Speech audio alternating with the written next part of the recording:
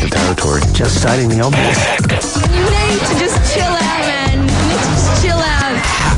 Hey, Sophie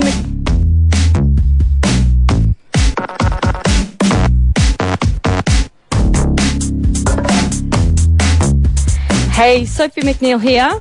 Happy Friday and welcome to Hack. I'm sorry we're having some technical issues today.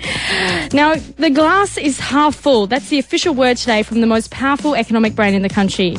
Yes, Reserve Bank Governor Glenn Stevens said in a speech that any independent observer arriving in our country would surely see our glass as half full. So if that's the case, should we have a war on all the whinging? Joining me live in the Hack studio to debate this is George Megalogenis. He's an economics nerd with the Australian newspaper and author of The Australian Moment. We also have Kelly O'Dwyer, a Federal Coalition MP from Victoria. And George has put a challenge out there. He says, give him the worst thing you can say about Australian politics and the economy, and he'll give you the glass half full view. So give us a call, give us your worst, and George will tell you why it's not that bad. 1300 055536. That's 1300 055536. Or text in on 0439 75 7555. That's 0439 75 7555. Over the last few months, we've heard some confusing arguments about the state of the economy. Hack's Eleanor Bell gives us the lowdown on the political war of words. We've always been quite angry. That's Laura Tingle, a journalist and the author of the quarterly essay, Great Expectations, Government, Entitlement and an Angry Nation. Been dazed and confused for so long, it's not true. So when it comes to the economy, is the glass half full or half empty? We've got solid growth, we've got low unemployment, we've got a healthy financial system, we've got strong public finances, and we've got a huge investment pipeline. When they tell us the economy's going well, I know it's a lie. I see every industry in this country collapsing. Families face enormous cost of living pressures. Laura Tingle says with comments like that, it's obvious why we're confused. Politicians are still trying to put the blame on each other for things that happen. In that sort of environment, you can't acknowledge that it's not a politician's call on something, that you can't acknowledge that whoever's in government doesn't have control over interest rates, as a classic example. Today, the cash rate at 3.5% is lower than at any time under the Liberal government, and 325 basis points lower than when they were last in office. The reality is that because of changes to government powers in the 80s, politicians have limited control over banks and interest rates. But you wouldn't think that's the case if you've been listening to them. The 5 interest rate cuts that we have seen have all been made possible by our disciplined approach to the budget. And here's Joe Hockey talking about some good numbers released this week. Imagine how well our country could do if we had a good government. Imagine how well we could do. Come on, Laura Tingle reckons Aussies are crying out for cash like never before. She says we've gotten used to a system of handouts and tax breaks, first introduced by the former Prime Minister, John Howard. What he did during his time in office was built this whole new infrastructure of entitlements, what people call middle-class welfare, which is going to take decades to undo again because it's obviously politically unpopular to take money off people. It sure is. Earlier in the week, Hack spoke to a veteran who was appalled at the Gillard government's decision to end the family reunion travel allowances for singles in the Defence Force. You know, it's just discriminatory and it's wrong. The government do whatever they like to them, whenever they like to them. Someone's got to stick up for them, and this time it's going to be me. They're not exactly on the poverty line. The average salary of those who'll miss out on a flight home on the taxpayer is 60 to 80 grand. But Labor isn't just taking it away. They're also handing out the cash. We are out there providing families with essential cost of living assistance. It will be another boost to households, along with the additional cash which is being posted to their accounts now. The Shadow Treasurer Joe Hockey's been spruiking an end to what he calls the age of entitlement. Western communities, Western societies are going to have to make some very hard and unpopular decisions to wind back the involvement of the state in people's lives.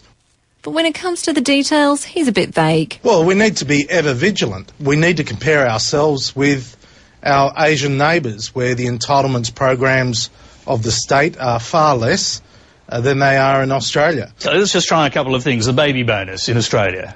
Would you keep that? Would you keep that, or would you look at it because it's not means tested? Well, I'm not going to get into cherry-picking Australian initiatives from London. What I'd say to you is that we need to continue to be vigilant. There has developed a culture of entitlement, and I think all governments have to pursue policies which wind back some of these entitlements so that we're spending money on the right things. That's Alex Hawke, Liberal member for Mitchell in New South Wales. You do have to unwind things slowly, but the electorate also has to have responsibility in this regard, and if you don't do this, that's how you end up like Greece or like Spain or like Italy, or a lot of Europe now, where over time it was just too unpopular to do anything and people wouldn't give up anything or accept that the government doesn't need to do that, and over time that problem solves itself in a great catastrophe in a very serious way. So we don't want to end up at that point. That's Hack's Eleanor Bell reporting there. So could we end up like Greece or Spain? Or should we have a war on whinging because the glass is really half full? Joining me live in the Hack studio to debate this is George Megalogenis, political and economical commentator with the Australian newspaper and author of The Australian Moment. How's it going, George? I'm well. I'm pleased that Glenn Stevens is the first recruit to my war on whinging. I take credit for the title of his speech, The Glass Half Full, because the blog was the thing that was challenging people a couple of weeks ago. Yes, you do have a blog where you've been talking about this, and we also have Kelly. I'm sure he read it. I doubt he did, but anyway. I'm sure he's a great minds reader. Thinking alike. As I'm sure Kelly O'Dwyer is. She's sitting there with you. I am indeed, yeah, Sophie. Kelly is a Federal Coalition MP from Victoria. How are you, Kelly? I'm really well, Sophie. Thanks for being here. Now, George, you've personally declared a war on whinging. So I'm going to put it out there for our listeners again that George has got this challenge. He says, give him the worst thing you can say about Australian politics and the economy, and he'll reply with a glass half full view. So put your challenge to George, see if he can take it. 1300 055536. That's 1300 055536. Or you can send George a text, 0439 75 7555. And George, let's just make this clear. You say this is not a partisan stance on your behalf. It's just that you report on this stuff on a daily basis and you're sick of the whinging. Well, whinging has become almost a deliberate political strategy. You hear some of the stuff that Wayne Swan was saying in his grab. He's trying, in the grabs that you had in your previous report, he does try to talk the economy up, but he's still tries to placate the electorate at the kitchen table. And in fact, he was the one who mastered this particular form of politicking in opposition when he kept crying cost of living pressure to the former Howard government. Now, the former Howard government couldn't work out when this thing started how to deal with it. John Howard's initial response was to put the handout machine into overdrive. And I don't know if you recall back to the 2007 election campaign, not a week would go by without another $1 billion announcement that year to try and rein in Kevin Rudd and Wayne Swan as Shadow Treasurer, those outrageous poll ratings that Labor had going into that election year. So the whinging did start with the previous side, with Labor in opposition, and it does go back all the way to the GST when the GST was being implemented. It's almost the last big national interest reform this country was able to pull up. I think in the intervening 10 years, both sides of politics have worked out that it's easy to shout no, it's easy to complain on behalf of a vested interest group. Now look, but put the politics to one side. Is it true, though, that I mean, okay, you do have the Reserve Bank Governor who's conveniently come out just a few hours ago to support your point of view. But, Kelly, what do you think? Is the national mood reflecting the reality? It does feel like people have been, a bit down, a bit sour lately. Well, I just think it's particularly funny that that George is whinging about the fact that he thinks Australians are whinging. I don't think Australians are a bunch of whingers. In fact, I think you make a good point, Sophie. I think that a lot of people are finding it pretty tough right now. And having the Treasurer come out only the other day when he was talking about some of the growth figures and gloating about it and saying effectively that Australians have never had it so good, I don't think that reflects the experience that most people are having right now. I mean, I just need to look at my own electorate in Higgins and look at how the retail stores are doing there. I've got a lot of retail stores there, small business owners. A number of them are shutting up shop. We've got a number of people now who are no longer renting stores. A number of them are actually empty. And, I think people are finding it tough. I think business is finding it tough. So I don't think that Australians are whinging. I think they're saying that times are tough. The government isn't listening to what they're saying and what's important. And they simply want to be heard. heard. George, one thing that someone wrote on the Hack Facebook page today, Shannon said, the worst thing is the fact that every media outlet seems to be looking for the next worst thing, and that the constant focus on the negative undermines consumer confidence.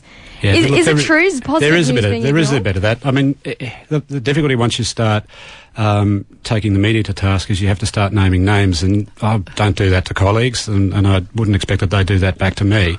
The point being that negativity in Australia at the moment, I can give you the economic take on it. Australia is literally the last rich nation standing, and what the GDP, the National Accounts for Economic Growth, told us this week, we're growing annually at 4.3%. Western Australia in its own right is growing faster than China at the moment.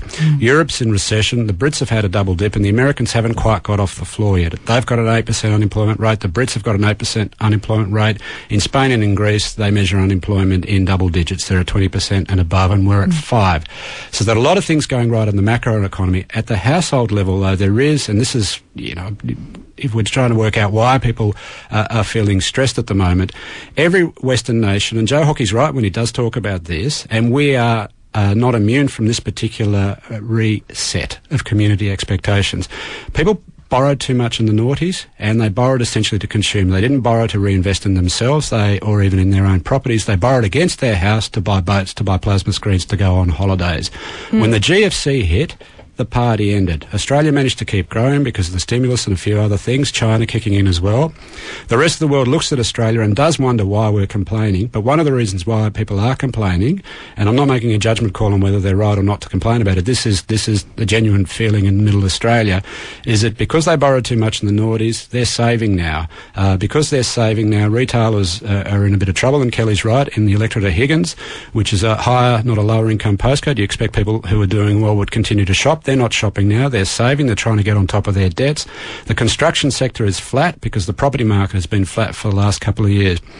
Now, where I veer off course, I veer off the media course and veer off the political course at the moment, is these are the complaints of a nation still growing. Europeans, and I have been in discussions with some officials from the OECD, Europeans are bemused by what's going on in Australia at the moment. They would love to have our problems. They would love to have a debate about middle-class welfare. It's too late to have a debate about middle-class welfare in Europe. They've well and truly jumped the containment line with their welfare system, and it's impossible to bring it back. In Australia, we're arguing the toss about the relative profligacy of the last few years. It's only the last couple of terms of the Howard government, for instance, that I would take issue with. And there are bits of the stimulus package that I'd take issue with. George, we've got a question come in for you. If you don't mind, we're going to go to Cameron. Cameron, what do you want George to offer a positive spin on? Simply just the fact that Julia Gillard's implementing this carbon tax that no one's really that keen on, and the handouts for the money only go to certain people within certain groups with their payment, and some people don't get it, and simply because they may earn too much, and they could be single parents and they need that money. Thanks, Cameron. We'll put that to George. George, positive spin on the carbon tax. Give it to us. Positive spin on the carbon tax. Good question. Carbon tax is really not going to affect the trajectory of the economy. In fact, it's about a quarter of the impost of the GST. Now, the glass half full on the carbon tax, and this is something that a lot of people don't really know about, but should know a little bit more about. When Gillard and Swan and co were negotiating this with the minor parties, Rob Oakeshott did probably the best thing that anyone in Parliament has done in this term of Parliament. He said, what about the Henry Review's recommendation to treble the tax-free threshold? So the glass half full in that carbon tax package. What does that mean in normal language, George? Well, it actually means for a lot of your listeners that they're out of the tax system. So up to about 18 grand, you don't have to pay tax anymore. You're out of the tax system. That is something new. What do you think of that? That is something new. But not only is that, by the way, Well, not only is that new, but for single mums, especially if both sides of politics can compete this thing up to about $25,000 or $30,000, you pretty much take single mums and part-time mums and couple families completely out of the tax system, which wouldn't be a bad thing to help them back to work if that's the choice they want to make. Yeah. Kelly, how do you respond to that? Well, Sophie, I think George is the first person I've heard really in any of the media to declare Rob Oakeshott a genius. So I think that's point number one. Point number two, about the tax-free threshold, I think the interesting point to make about that is, while essentially, that is a good announcement, the fact is when you look quite closely at that, the low income tax offset means that, in fact, the gap is not sort of the trebling, as George has said, and without getting too technical on everybody right now, the margin is actually much, much smaller, because people were, in fact, with that included, not paying tax, up until around about, $17,000, with that included. So the marginal difference is much, much less than what the government has claimed in their big announcement. So, I'd like to see the upside on that, but it's much less than the announcement that was made by Wayne Swan and by others who have commentated on it. George, I've got another challenge for you here. Josh from Fitzroy says, why do our political leaders lack the guts to make the tough calls, lack integrity, and are being guided solely by the weekly polls? You asked me for a glass half full take on that. I actually agree with that. The glass half full take on this is, at the moment, the electorate has picked up that in the last 18 months of this minority government, leaders on both sides are whinging back at them, and this is the thing that the electorate is registering its disapproval. I don't discuss opinion polls, but you don't need an opinion poll to tell you that Julia Gillard and Tony Abbott are almost equally disrespected in the community at the moment, and that's quite an unusual position we're in. So the glass half full take on this is that people have picked up on what's wrong with the political class, and at some point, someone might try and talk the country up. As I say, I'm not going to take a side in this matter. I don't care who it is. One of the reasons why I've been reporting on these terms is that I can do a comparative study of the Australian economy with the rest of the world, and I can tell you that Australia is in a 1850s and 1940s and 1950s type opportunity moment. This is the 1 in 100 year opportunity that we're being given to grow a great country, and the first person on either side of politics that realises this will be able to break past this particular, what comes next sort of trap that we're in our national debate. Kelly, could that be you for the Liberal Party? I mean, your leader has been nicknamed Dr. No. Do you think your party deserves this criticism for being too negative? Well, I think it's an unfair criticism of Tony, because I think that's not a true reflection of the sort of speeches that he's been delivering. I mean, today he was delivering another speech in Melbourne where he was talking about, some of the vision statements that he wants to see for our country. So, for instance, he was talking about reconciliation in Victoria now and the importance of creating job opportunities, real economic opportunities for Indigenous Australians. And these are really positive statements. He said it's not enough to simply train people. You actually have to also give them a job, and you've got to give them a real incentive to also go and get that job. And he was talking about an announcement today about getting Indigenous, particularly young Indigenous people into the workforce, into the economic participation of this country. So I think Sophie, you're right to say that, we need to be talking about some of these positive steps that need to be taken for the country to move forward. And I think George is right to say that as well. But I don't sort of share his confidence that Australia is in as good a position as we could have been, yes, relative to the rest of Europe. Of course, we are doing much better than the rest of Europe. Our debt is not as significant as in the US, which is, in the trillions. But here, we could be doing so much better. And he's right to say, we've got the highest terms of trade here. Our country could be a really tremendously wonderful country. But we do need... Some people would say it is. But even better. We've got Ian here. Ian, you've got a question for George. George, I'd be really interested to know your glass half full take on Tony Abbott trying to run from the floor of the chambers. Well, he was pretty fast. That's all right. positive. Here we go. So, what a politician does with a curly question like that is they go, "Gee, that's a very interesting question." What I can tell you about that was actually a defining moment for Tony Abbott. And in fact, Kelly does make the point that he's been talking the positives today. The last couple of weeks, everybody in the press gallery, certainly everybody on the floor of the House, has noted the subtle but noticeable gear shift in Tony Abbott's messaging. So the fact that he looked like a goose trying to run out of the Parliament has probably incentivised him. Terrible, terrible word. Sorry, it's jargon, but this is how politicians think. It's actually changed the price signal on his behaviour. He was so bad on that particular day, he can only get better from here on in. Oh, don't be so negative, George. No, it's a glass half full. I'm looking up. But it wasn't a good look. Well, look, a stunt. Unfortunately, Parliament now, and hung Parliament, has become, a bit of a stunt arena. And Craig Thompson pulled the biggest stunt of all. He decided he was going to vote with the opposition. We said that we weren't going to accept his vote because we saw it as a tainted vote, and so we had to have, members actually leave the chamber in order for that not to happen. And that's exactly what occurred. You had Christopher Pyne and you had Tony Abbott leave the chamber. Now, I wouldn't say that it was our best day in the Parliament, but certainly the reasons behind it were good and sound. Kelly, I wonder one we're thing just going though. to go to a caller, George, if you don't I mind. wanted to cut across and break your format. Oh no, it's just we want to try and hear from our Hack listeners as much. We've put you out there, and they've got questions for you. Anna, are you there?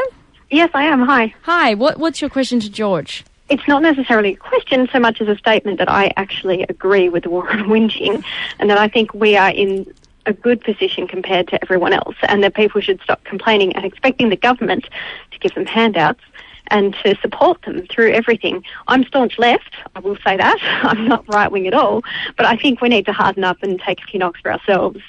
Thanks for that comment there. I'll take that as a comment. What do you think, Kelly?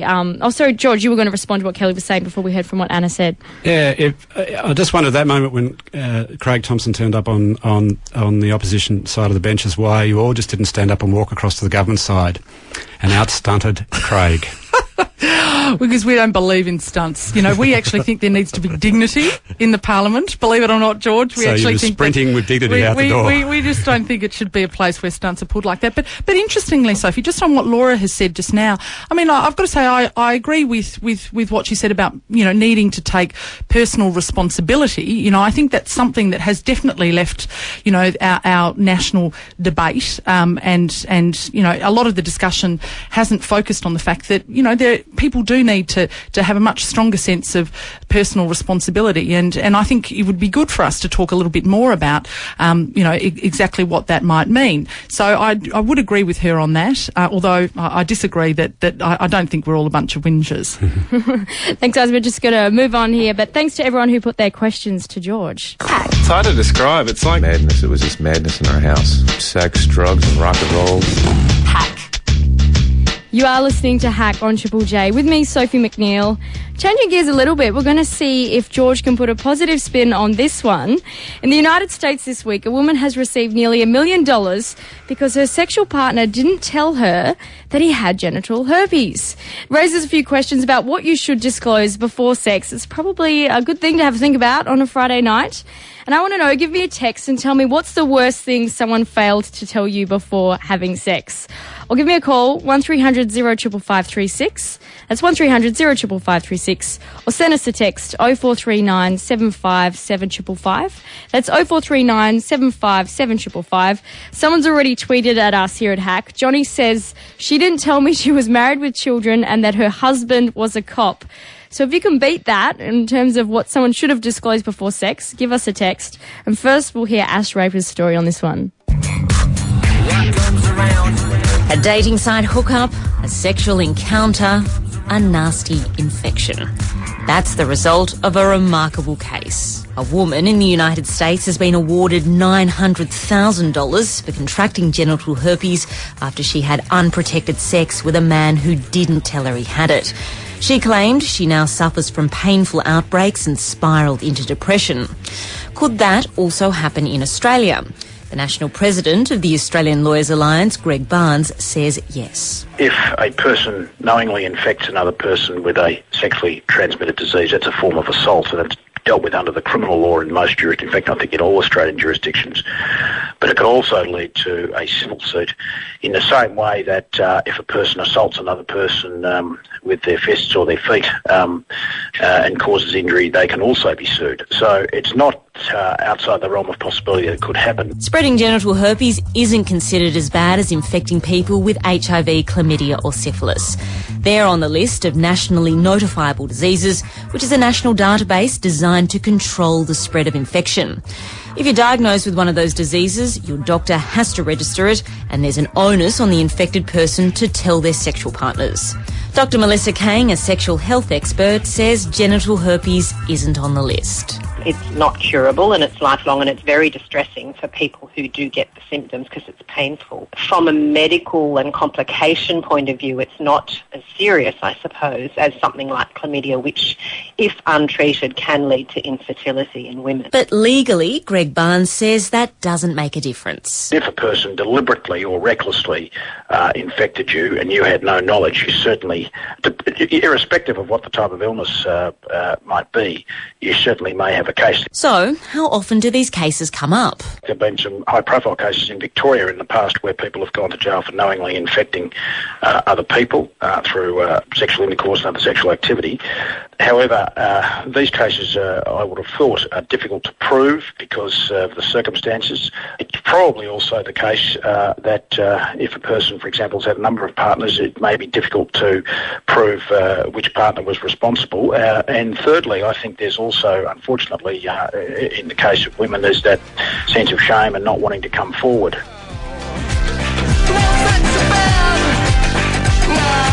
Catherine Feeney is a sex and relationship blogger with Fairfax Media. She says it's good that Australians aren't running to the courts. We live in an age where it's really easy to get checked as part of a checkup. You can even do it remotely. Some governments will send you test kits in the mail. And I think that, we should be looking at that kind of level of education before we start encouraging a kind of you infected me, let me sue you courts as a remedy. Because really, yes, you might be awarded whatever payout, but you'll still be left with the infection. Catherine Feeney says it's clearly the right thing to do to tell your potential sexual partner that you have an STI. But there's the problem of actually doing it. You're going to be swapping bodily fluids. You may as well be open about it and just sort of bring it up. Hey, listen, have you got a condom? I'm pretty sure that we want to have fun when we're having sex and not be worrying about whether or not we're going to infect anyone. Do you know if you have any sexual infections? It's not exactly the sexiest thing perhaps to go down to the doctors and get tested, but I mean, why not make it a fun couples activity? I think that we should be comfortable talking about condom use and sexual protection in as much as we should be talking about having sex in the first place. But if you're in the throes of passion, everybody's going to say, that is not going to happen. You're not going to say, hang on, let's hold back a minute. Wait. Exactly. But we're not walking around in the throes of passion all the time. Somewhere along the line, you actually do make that decision, to put yourself in a situation where you may likely be having sex with someone. If, you've got someone you got the hots for, you're at a party, chances are you might sort of want to let things go into a passionate embrace. Just make sure you got a condom and you're prepared to talk about it before that happens. And Melissa Kang agrees. That conversation, awkward as it might be, and uncomfortable as it is, it's something that ideally you would hope that two mature people who are entering into a relationship would communicate to one another. So it is an ethical or a moral issue, I think. That's Hack's Ash Raper reporting there. And we've still got the studio, George Megalogenis. He's a political and economical commentator with the Oz newspaper, and Kelly O'Dwyer, a Federal Coalition MP. George, positive spin on that one. I did think of a song lyric, if the Beatles ever reformed, but there'd only be two of them left. Money can't erase bad sex. That's probably all I think on that matter. A good one is that we don't sue each other here in Australia like Americans Yeah, I would have taken that. I certainly would have taken that view. The other thing is, note that the Americans were going for $900,000, which translates a now elevated dollar to $1 million, so you might pinch that as another benchmark of Australian economic success. So I'm ducking the question every which way. Yeah, you are. Well, we've got a few texts here. This might save you, George. Someone says, I didn't get told that she was 15 years older than I was. Someone else says, I went home with a chick. She said all the toys were her friend's kids. I woke up with an 8-month-old sleeping on my face. It was hers. And Michael says, I've had the wife one as well. To avoid this, I avoid telling my name. He did give us his name on the text line, though. Saves a lot of issues and Facebook requests. Kelly, there is a serious side to this story. We haven't got much time left, but what does this say about personal responsibility? Well, I think everybody should really practice safe sex. That's the simple solution here. And I think what your commentator said before about having a mature conversation, I think people do need to take responsibility for their own health and safety, and they should ask the question when they can. And George, what do you think the key message is? Treat other people like you'd like to be treated? Obviously, but the thing is, if you're pretending to be a grown-up, the act of cracking onto somebody or getting on with somebody is a sort of pathway to maturity or adulthood. There is part of the bargain that a lot of people seem to forget in the throw of passion is just ask that question about the morning after. do you want to be thinking about this a long time after? Yeah, many mornings after. We've got a few more Yep. texts here. Someone says, I had sex with 2 girls in a week and caught chlamydia, went to the doctor but haven't spoken to the girls. It's a bit dodgy. And someone else says, what you haven't mentioned is that condoms do not prevent genital herpes, and that is true. Thanks to everyone for your calls and your questions, and thanks so much to George Megalogenis from the Australian newspaper, The Mega Genius, and to Kelly